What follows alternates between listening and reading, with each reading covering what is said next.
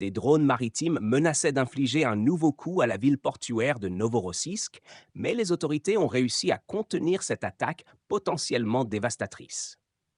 Selon Andrei Kravchenko, le chef de la ville, les forces locales ont repoussé une offensive de bateaux sans pilote, mettant ainsi un terme à cette nouvelle menace.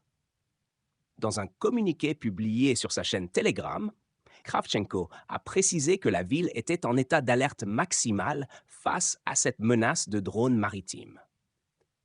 Ce type d'attaque, de plus en plus sophistiqué et difficile à intercepter, illustre la montée en puissance des technologies de guerre non conventionnelles.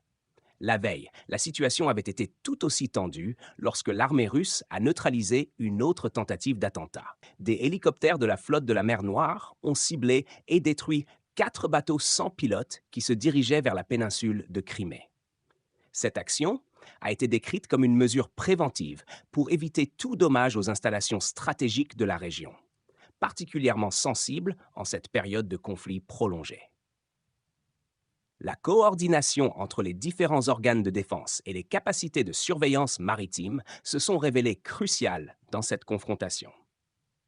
Les récents événements soulignent non seulement la persistance des menaces contre les infrastructures critiques en Russie, mais aussi la complexité croissante des tactiques employées dans ce conflit. Les attaques par drones maritimes, en particulier, représentent un défi majeur pour les défenses côtières, nécessitant des réponses adaptées et rapides pour éviter des conséquences graves.